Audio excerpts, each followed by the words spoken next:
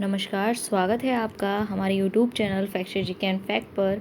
आज है 25 मार्च और आज हम डिस्कस करने वाले हैं 25 मार्च के डेली करंट अफेयर्स, जो एग्ज़ाम के पॉइंट ऑफ व्यू से काफ़ी इंपॉर्टेंट हैं। तो प्लीज़ वीडियो को लास्ट तक ज़रूर देखिएगा। लास्ट में आपसे एक MCQ क्वेश्चन भी पूछा जाता है, जिसका आंसर आपको कमेंट बॉक्स में कमेंट करके ज़रूर बताना है। और ये वीडियो उन स्टूडेंट्स के लिए काफ़ी हेल्पफुल है जो किसी भी गवर्नमेंट एग्ज़ाम की तैयारी कर रहे हैं, जैसे UPSI, UP police and railway और यूपी टेट, जिसकी भी एग्ज़ाम की तैयारी कर रहे हैं, वहाँ ये वीडियो आपके लिए काफ़ी हेल्पफुल रहने वाली है। तो प्लीज़ वीडियो को लास्ट तक ज़रूर देखना। तो चलते हैं, क्वेश्चन को स्टार्ट करते हैं। आज का पहला क्वेश्चन है, हाल ही में जारी वैश्विक आतंकवाद सूचकांक 2026 में भारत को कौन सा स्थान प्राप्त हुआ है? तो यहाँ ऑप्शन दे रखे हैं 11वीं, 15वीं, 13वीं या 22वीं। तो हाल ही में जारी वैश्विक आतंकवाद सूचकांक 2026 में जो भारत को स्थान प्राप्त हुआ है, वो कौन सा प्राप्त हुआ है? हमारा 13वीं। भारत को 13वां स्थान जो है वो प्राप्त हुआ है वैश्विक आतंकवाद सूचकांक 2026 में। इसके बारे में थोड़ा सा जानकारी लेते हैं। Institute for economic and peace IEP द्वारा जारी वैश्विक आतंकवाद सूचकांक GTI 2026 में भारत को जो है वो कौन सा स्थान मिला है? 13वां स्थान मिला है। ये सूचकांक आतंकवाद में सबसे अधिक प्रभावित देशों की रैंकिंग करता है, जिसमें पहला स्थान किसका है? सबसे बुरा होता है। अगर ये इसमें पहला स्थान मिलता है वो सबसे बुरा होता है। भारत को कौन सा स्थान मिला है? 13वां। 2025 की रिपोर्ट में भारत जो है वो 14वें स्थान पर है। ये सूचकांक जम्मू कश्मीर, पूर्वोत्तर राज्यों तथा वामपंथी उग्रवाद यानी कि LWE प्रभावित क्षेत्रों में आतंकवादी गतिविधियों के आधार पर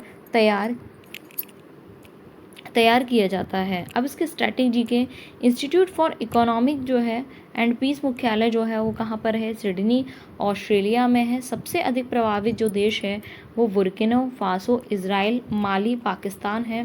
भारत में आतंकवाद प्रभावित क्षेत्र हैं जम्मू कश्मीर, छत्तीसगढ़, झारखंड, उड़ीसा। ठीक है, जैसे लाल गलियारा है यहाँ पर। ठीक है, तो इससे रिलेटेड जो क्वेश्चन है वो आपको समझ में आया होगा, आई होप। और मैंने जो स्टैटिक है और एक्स्ट्रा फैक्ट्स हैं वो मैंने ज़्यादा इंक्लूड करने की कोशिश की हैं। तो आपको ये टाइप कैसा लगा तो प्लीज़ कमेंट बॉक्स में अपनी राय ज़रूर दीजिएगा। चलते हैं नेक्स्ट क्वेश्चन की तरफ।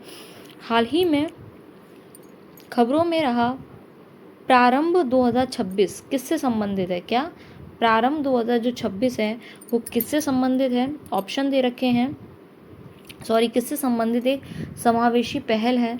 तो ऊर्जा संरक्षण के तहत पहल, इनकम टैक्स के प्रति जागरूकता, ग्रीन ड्राइव पहल या इको फ्रेंडली शिक्षा पहल। तो यहाँ ऑप्शन जो दे रखा है, option B is correct answer, income tax के प्रति जागरूकता है। जो प्रारंभ 2026 है ये एक किससे संबंधित है? इनकम टैक्स के प्रति जागरूकता से संबंधित है। ये एक पहल है, समावेशी पहल है। इसके बारे में थोड़ा सा जानते हैं। प्रारंभ 2026 जो है एक पहल है जिसका उद्देश्य क्या है?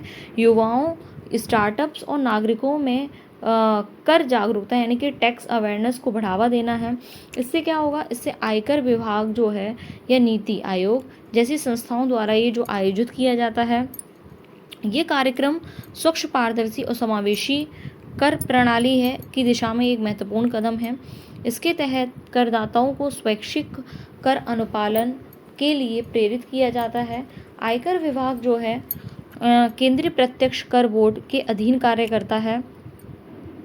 CBDT का जो गठन है वो कब हुआ था? 1963 में हुआ था। नीति आयोग की स्थापना 1 जनवरी 2015 में हुई थी। काफ़ी इम्पोर्टेंट है। इसके जो अध्यक्ष हैं वो कौन होते हैं? भारत का प्रधानमंत्री नीति आयोग का अध्यक्ष होता है। ठीक है, और इस टाइम कौन है प्रधानमंत्री? तो नरेंद्र मोदी जी जो हैं वो नीति आयोग के अध्यक्ष हैं। मुख्य कार्यकारी अधिकारी जो हैं वो BBR सुब्रमण्यम, 2026 में इनको बनाया गया था, इसका CEO।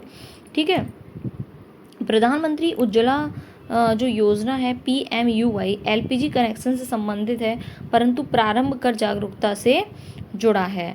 ठीक है, तो आई होप ये सेकंड नंबर क्वेश्चन जो है इससे रिलेटेड आपको जितने भी फैक्ट्स हैं वो क्लियर हुए होंगे। ठीक है, चलते हैं नेक्स्ट क्वेश्चन की तरफ। तो नेक्स्ट क्वेश्चन हमारा क्या कहता है? हाल ही में किस राज्य में भारत के सबसे बड़े जीन बैंक एकीकृत दस्तावेज से संबंधित केंद्र का उद्घाटन किया गया है। तो हाल ही में किस राज्य में भारत के सबसे बड़े जीन बैंक जो हैं एकीकृत दस्तावेज से संबंधित केंद्र का जो उद्घाटन किया है? तो आंसर क्या हो जाएगा? झारखंड, उत्तराखंड, असम या कर्नाटक? तो करेक्ट आंसर हो जाएगा गुजरात। ठीक है, गुजरात इसका करेक्ट आंसर हो जाएगा। इसके बारे में हाल ही में गुजरात के गांधीनगर में भारत के सबसे बड़े एकीकृत जीन बैंक का उद्घाटन किया गया। ये केंद्र क्या है? जैव विविधता संरक्षण, बीज भंडारण एवं कृषि अनुसंधान के लिए अत्यधिक सुविधाओं से युक्त है। ये सुविधा भारतीय कृषि अनुसंधान परिषद के तहत स्थापित की गई है। इसमें फसलों, पशुओं, सूक्ष्म जीवों के आनुवंशिक पदार्थों को संरक्षित किया जाता है, जिससे जलवायु परिवर्तन के प्रभावों से निपटने में सहायता मिलती है। गुजरात जो है वो राजधानी इसकी गांधीनगर है। मुख्यमंत्री भूपेंद्र भाई पटेल जी हैं। और नेशनल जीन बैंक जो है उसके NVPGR, ठीक है, और नई दिल्ली में ये स्थित है। इसके जो अध्यक्ष हैं, और गुजरात में ये क्षेत्रीय स्तर पर सबसे बड़ा केंद्र है। ठीक है, भारतीय कृषि अनुसंधान जो है इसका मुख्यालय नई दिल्ली में, स्थापना 1929 में की गई थी। अब नेक्स्ट क्वेश्चन हमारा क्या कहता है? नेक्स्ट क्वेश्चन कहता है हमारा, हाल ही में हुई घोषणा के अनुसार संयुक्त राष्ट्र जल सम्मेलन UN वाटर कॉन्फ्रेंस का आयोजन कहाँ किया जाएगा? तो ऑप्शन दे रखे हैं, अमेरिका, स्विट्जरलैंड, सेनेगल या फ्रांस। तो करेक्ट आंसर हमारा क्या हो जाएगा? और संयुक्त राष्ट्र सम्मेलन का जो कॉन्फ्रेंस है वो कहाँ पर आयोजित किया जाएगा? ये किया जाएगा हमारा सेनेगल एंड UAE में। कहाँ पर? सेनेगल एंड UAE में जो है ये किया जाएगा आयोजित। संयुक्त राष्ट्र जल सम्मेलन का जो आयोजन है वो संयुक्त सेनेगल और संयुक्त अरब अमीरात में द्वारा संयुक्त रूप से किया जाएगा। इससे पहले 2023 में ये सम्मेलन नीदरलैंड और तजाकिस्तान द्वारा आयोजित किया गया था। यह सम्मेलन जो है वो जल संकट, जल प्रबंधन, सतत विकास लक्ष्य 6 की प्राप्ति पर केंद्रित है। SDG जो है स्वच्छ जल और स्वच्छता की उपलब्धि सुनिश्चित करना। ठीक है, संयुक्त राष्ट्र की अंतर एजेंसी समन्वय इकाई जो मीठे पानी से संबंधित मुद्दों पर कार्य करती है। सेनेगल जो है इसकी राजधानी डकार और पश्चिम अफ्रीका में ये स्थित है। संयुक्त अरब अमीरात की जो राजधानी है वो अबू धाबी है। इसने COP28 की मेजबानी भी की थी। ठीक है, COP28 की मेजबानी इसने की थी। अब चलते हैं 5th नंबर क्वेश्चन पे। आपको क्वेश्चंस कैसे लग रहे हैं? प्लीज़ आपको मज़ा आ रहा है या नहीं आ रहा है इस सेशन में, तो प्लीज़ ज़रूर बताइएगा। अब चलते हैं हम 5th नंबर क्वेश्चन पे। 5th नंबर क्वेश्चन हमारा क्या कहता है? हाल ही में भारत का पहला LPG ATM किस शहर में खोला गया है? LPG जो ATM है भारत का वो पहला किस शहर में खोला गया है? तो ये ऑप्शन दे रखे हैं, बेंगलुरु, गुजरात, मुंबई, नई दिल्ली। तो करेक्ट आंसर हमारा क्या हो जाएगा? नई दिल्ली में जो LPG ATM है वो खोला गया है। भारत का पहला LPG ATM जो है वो automated LPG cylinder dispensing unit नई दिल्ली में शुरू किया गया है। ये 24/7 कार्ड या UPI से सिलेंडर निकालने की सुविधा प्रदान करता है। ये इंडियन ऑयल कॉरपोरेशन की एक पहल है। इसका उद्देश्य है LPG वितरण को स्वचालित करना, मानवीय हस्तक्षेप कम करना और पारदर्शिता लाना है। ठीक है, और इंडियन ऑयल कॉरपोरेशन जो मुख्यालय है इसका मुंबई में है, और ये फॉर्च्यून ग्लोबल 500 कंपनी है। और इसका जो पहली योजना DBTL यानी कि direct benefit transfer of LPG है, जिसे 2014 में शुरू किया गया था। ये दुनिया की सबसे बड़ी DBT योजना है। अन्य तेल विपणन कंपनियां हैं VPCL और HPCL, हिंदुस्तान पेट्रोलियम कंपनी। ठीक है, अब चलते हैं नेक्स्ट 6th नंबर क्वेश्चन पे। 6th नंबर हमारा क्वेश्चन क्या कहता है? हाल ही में प्रोजेक्ट 17A के तहत बनी भारत की किस युद्धपोत का कमीशन जो है वो शामिल किया गया है? तो करेक्ट आंसर हो जाएगा हमारा INS तरगिरी। क्या हो जाएगा हमारा? INS तरगिरी जो है इसका करेक्ट आंसर है। 17A के तहत निर्मित नीलगिरी श्रेणी के तीसरे स्टील फ्रिगेट आईएनएस तलगिरी को हाल ही में भारतीय नौसेना में कमीशन किया गया। प्रोजेक्ट 17 ये भारतीय नौसेना के लिए उन्नत स्टील फ्रिगेट यानी कि गुप्तचर युद्धपोत निर्माण परियोजना है।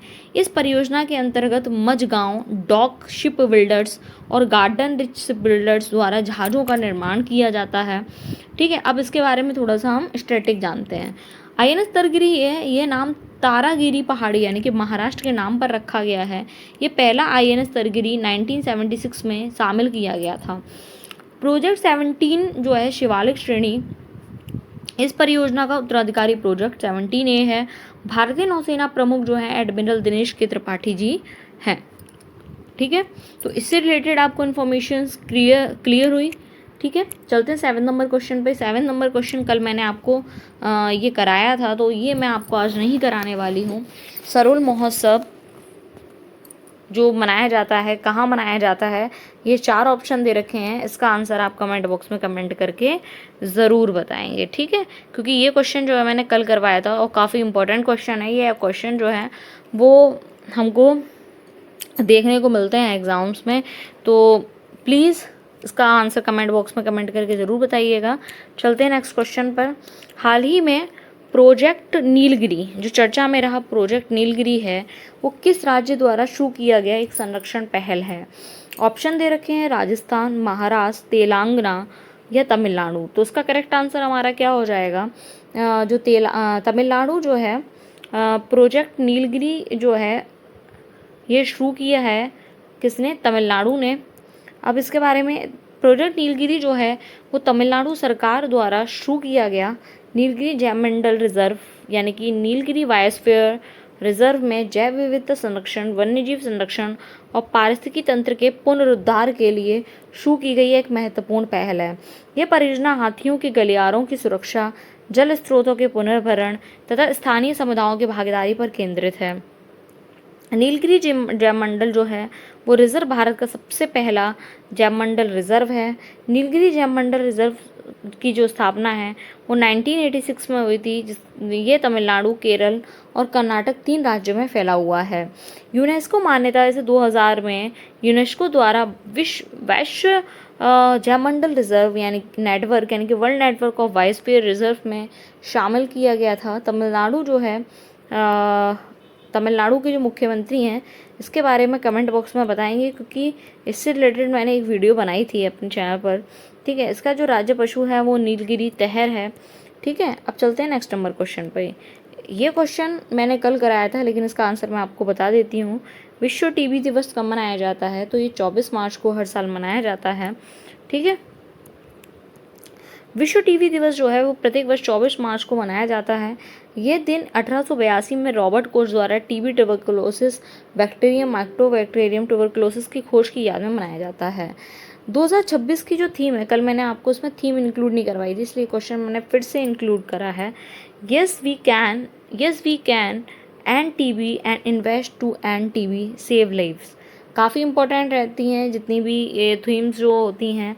ठीक है, तो ये ज़रूर याद रखिएगा। Yes we can end TB and invest to end TB save life. Bharat सरकार ने 2025 तक टीबी उन्मूलन का लक्ष्य रखा और एसडीजी जो है वो 3.3 2030 से 5 वर्ष पूर्व थी।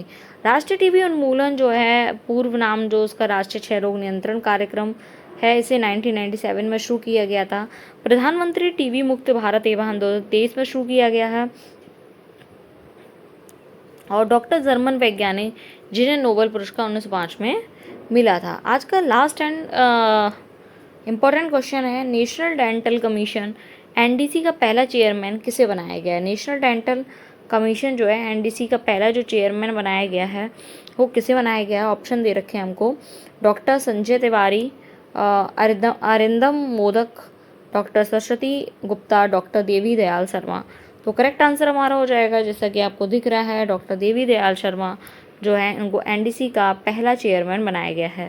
पहला जितने भी होते हैं वो काफ़ी इंपॉर्टेंट रहते हैं, इसीलिए प्लीज़ इनको याद रखिएगा। ठीक है, अब चलते हैं इसके बारे में पढ़ लेते हैं। नेशनल डेंटल कमीशन के पहले अध्यक्ष जो हैं के रूप में डॉक्टर देवी दयाल शर्मा को नियुक्त किया गया। ये आयोग जो है वो डेंटल शिक्षा और पेशे का विनियमित करने के लिए स्थापित किया गया था। नेशनल डेंटल कमीशन एक्ट 2023 के तहत इस आयोग का गठन किया गया था। इसने पुराने डेंटल काउंसिल ऑफ इंडिया का स्थान लिया। इस आयोग का उद्देश्य है डेंटल शिक्षा में पारदर्शिता, गुणवत्ता और सुलभता सुनिश्चित करना है। नेशनल डेंटल कमीशन का जो मुख्यालय है वो हमारा नई दिल्ली में है और नेशनल मेडिकल कमीशन चिकित्सालय के लिए पहले MCI हैं और ये सारा हमको दे रखा है इसका, ठीक है। अब national dental council of India की जो स्थापना है 1948 में, डेंटिस्ट एक्ट जो है 1948 के तहत इसमें आता है। अब हमने ये 10 क्वेश्चन जो है वो डिस्कस करे और ये जितने भी क्वेश्चंस हमने डिस्कस करे हैं आप देखेंगे आने वाले एग्ज़ाम्स में आपको यहाँ से क्वेश्चंस देखने को मिलने वाले हैं। तो प्लीज़ अपना सपोर्ट, अपना प्यार बना के ज़रूर रखें। और आज का जो प्रश्न है जिसका आंसर आपको कमेंट बॉक्स में कमेंट करके बताना है कि द्वारे चिकित्सा का पहल किस राज्य में शुरू किया गया। तो ये ऑप्शन, 4 ऑप्शन दे रखे हैं, इनका आंसर कमेंट बॉक्स में आप देंगे। आज का हमने 2 क्वेश्चन जो है वो पूछे हैं, एक सरहुल महोत्सव और इसके बारे में आप थोड़ा सा डिटेल में बताएंगे क्योंकि ये मैंने कल आपको अपने चैनल पर करवाया था। और ये जो क्वेश्चन है इनका आंसर आप 2 क्वेश्चंस का आंसर आप कमेंट बॉक्स में कमेंट करके ज़रूर बताएंगे। मिलते हैं नेक्स्ट वीडियो में नेक्स्ट टॉपिक के साथ। तब तक के लिए अपना ख्याल रखें। जय हिंद, जय भारत।